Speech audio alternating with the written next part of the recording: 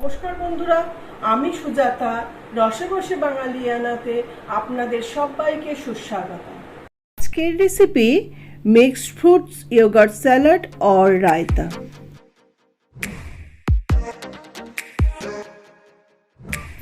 ভিডিওটি ভালো লাগলে চ্যানেলটিকে সাবস্ক্রাইব করতে ভুলবেন না, কারণ আপনাদের সাবস্ক্রিপশনই আমাকে নতুন ভিডিও বানাতে মোটিভেট করবে।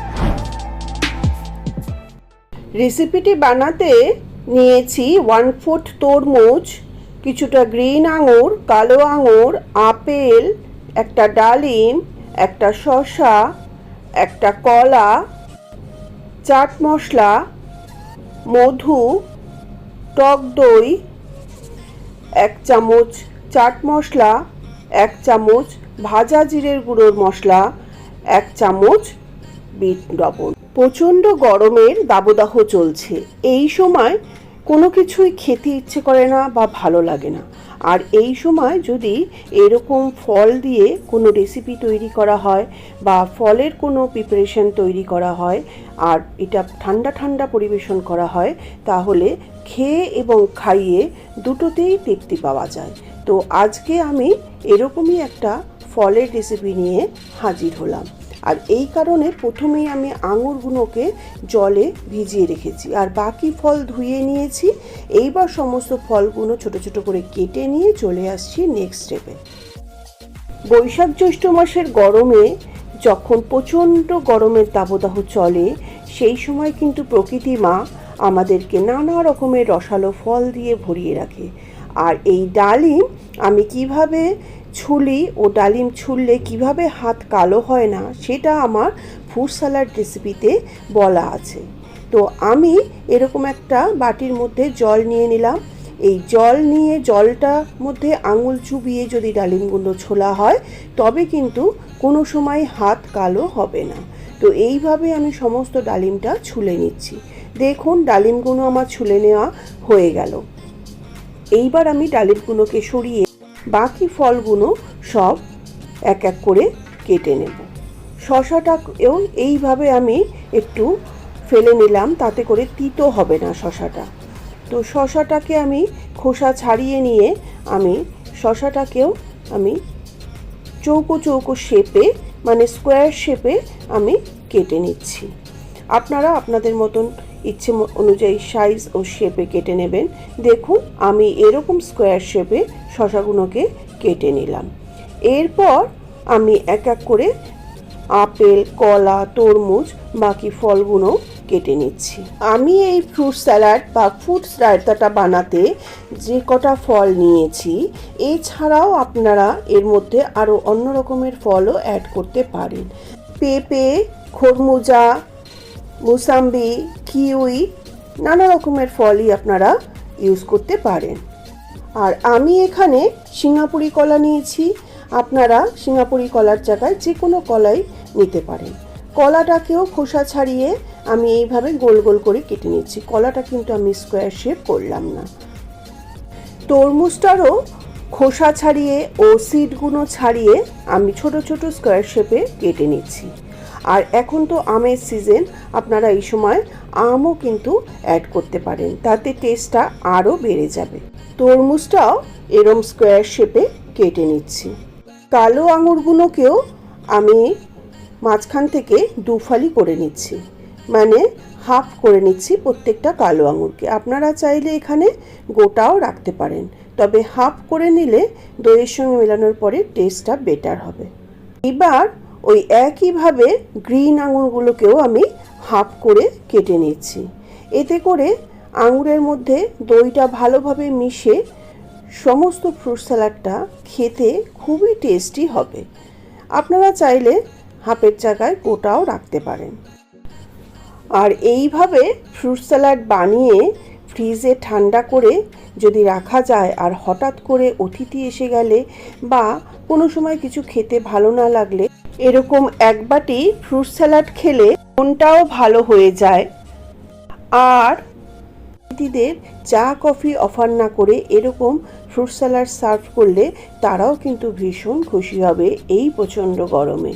তো দেখুন, আমি সমস্ত ফ্রুট স্যালাডের ফলগুলো কেটে নেওয়া হয়ে গেল। এইবার আমি চলে আসছি পরবর্তী পর্যায়ে। তো আমি এরকম একটা কাচের বড় পাত্র নিয়ে নিলাম। এর মধ্যে দিয়ে দেব ঘরে পাতা টক দই। আমি যেহেতু বাড়িতেই টক দই বানাই, আর টক দইয়ের রেসিপিও আপনাদের সঙ্গে শেয়ার করা আছে, তো মোটামুটি 4 চামচ মতন টক দই আমি এখানে দিয়ে দিচ্ছি। যতটা পরিমাণে বেশি দেয়া যায় ততই বেটার হয়, তবে ফল অনুযায়ী দেবেন। এরপর আমি একে একে এর মধ্যে দিয়ে দিচ্ছি চাট মশলা, বিট লবণ, ভাজা জিরের গুঁড়োর মশলাটা দিচ্ছি, 1 চামচ রায়তা মশলা। আমার কাছে রায়তা মশলাটা অ্যাভেলেবেল আছে তাই আমি দিলাম। আপনাদের কাছে যদি না থাকে তাহলে রায়তা মশলার পরিবর্তে আপনারা আর একটু জিরে ভাজার গুঁড়ো অ্যাড করে দিলেও কিন্তু টেস্টটা এতটুকু খারাপ হবে না, বরঞ্চ ভালোই হবে। এরপর আমি এর মধ্যে অ্যাড করে দিচ্ছি 2 চামচ মধু। আমি কিন্তু এই ফ্রুট স্যালাডটাতে কোনো রকমের চিনি দিলাম না। আপনারা যদি মধু পরিবর্তে চিনি অ্যাড করতে চান তো চিনিটাকে একটু ডাস্ট করে তারপরে দেবেন। সমস্ত মশলার সঙ্গে দইটাকে এবার আমি ভালো করে মিশিয়ে নিচ্ছি। কেন কি, দইটার সঙ্গে মশলাটা যদি ভালো করে মিশিয়ে তবে ফলটা অ্যাড করি তাহলে ফলগুলো কিন্তু অতিরিক্ত ঘেটে যাবে না। আর ফল আগে দিয়ে পরে দই মশলা সমস্ত অ্যাড করলে সমস্ত ফলের মধ্যে যেমন মশলাটাও ভালো করে মেশে না, দইটা সেরকমভাবে না মিশলে কিন্তু টেস্টটা ভালো হয় না। সেই জন্য আমি আগে দইয়ের সঙ্গে সমস্ত মশলাটা ভালো করে মিশিয়ে নিচ্ছি। সমস্ত মশলাটা আমার দইয়ের সাথে ভালো করে মিশিয়ে নেওয়া হয়ে গেল। এরপর আমি অ্যাড করছি আমি কেটে রাখা ফলগুলো। একে একে দিয়ে দিচ্ছি শসা, কালো আঙুর, কলা, আপেল, সবুজ আঙুর, তরমুজ, সবশেষে দিচ্ছি ডালিম। এইবার আমি সমস্ত ফলগুলোকে দই ও মশলার সঙ্গে এরকম দুটো ফর্কের সাহায্যে ভালো করে হালকা হাতে মিশিয়ে নেব। এই পর্যায়ে যদি মনে হয় যে দইটা কম হয়েছে তো আর একটু দই অ্যাড করে নিলে হবে।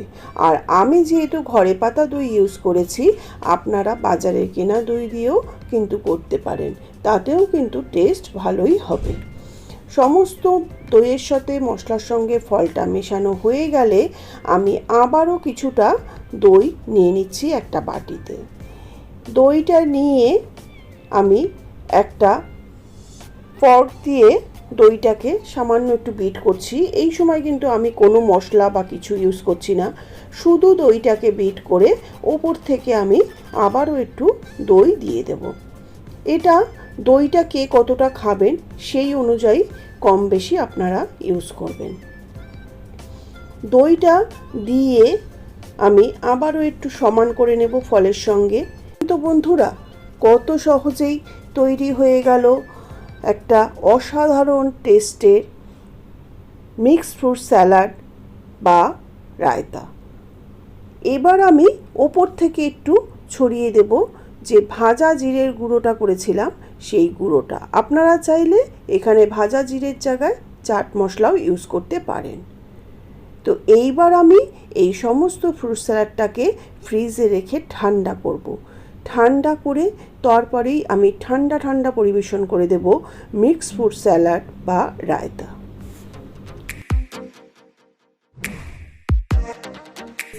আপনাদের ভালো লাগলে ভিডিওটি লাইক করবেন, বন্ধুদের সঙ্গে শেয়ার করবেন ও চ্যানেলটিকে সাবস্ক্রাইব করে বেল আইকনটি প্রেস করবেন, এতে আপনারা নিয়মিত আমার চ্যানেলের আপডেট পাবেন।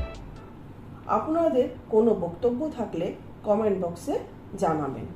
নমস্কার, ধন্যবাদ।